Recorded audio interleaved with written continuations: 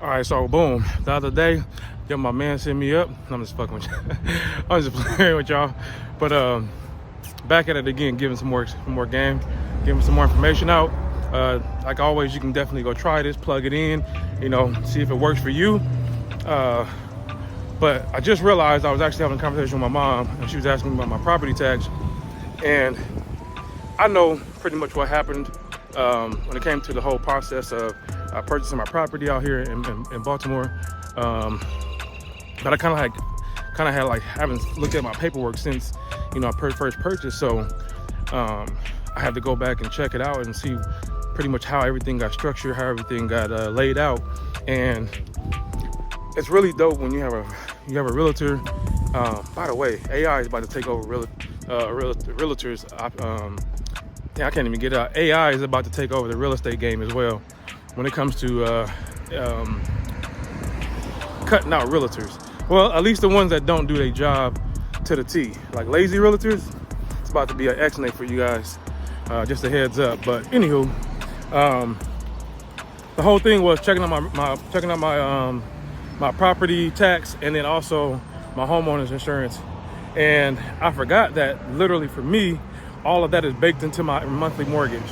So one thing it does is that it ensures that I don't forget my property tax at the end of the year, and it also keeps me squared away with my homeowner's insurance as well. So I mean, I guess you can imagine that it takes a bigger portion away from my what I'm paying towards my mortgage. But the dope thing about it is if you have a strategy, at any point I can always put a lump sum or make smaller payments towards the principal of my mortgage total. So not paying towards the taxes, but making extra payments towards the principal. So again, I like to give out games.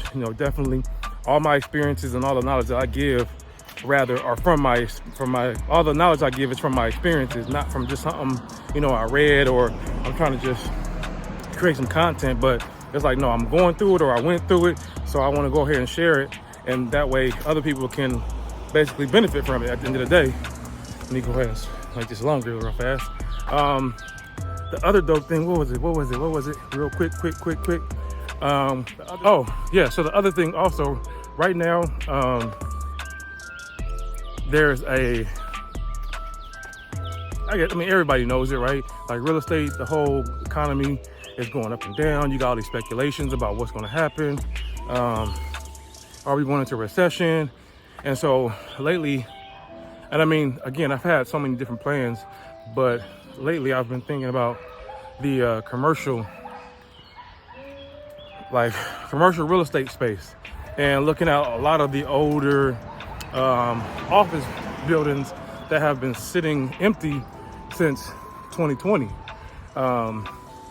And again, I've had a conversation about this, with two different people now, and it kind of making more and more sense as things unfold this year, and more people start talking about, what they predict the market's going to do and other things like that.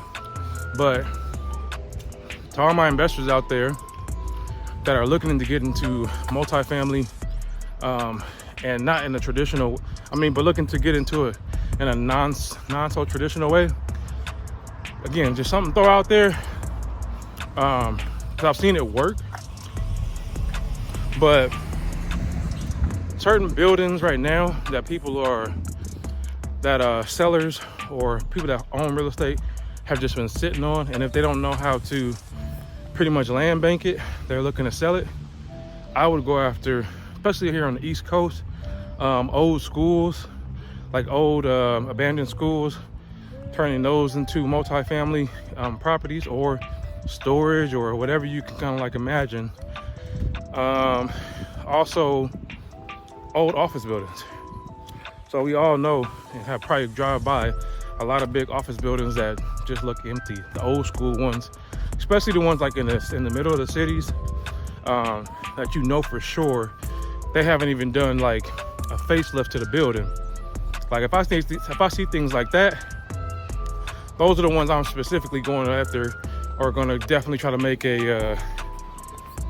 make a run at, because it's like, well, okay, if they haven't even done a facelift to the building, you know, since the early 90s, then it's like they're not really pulling in, you know, the cash flow that they need to be. So yeah, man, I just had those thoughts real fast as I'm sitting here taking my walk for the day.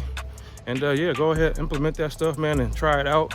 Because again, failure is never really failure. It's only learning lessons. So, you know, don't be scared. All right, y'all.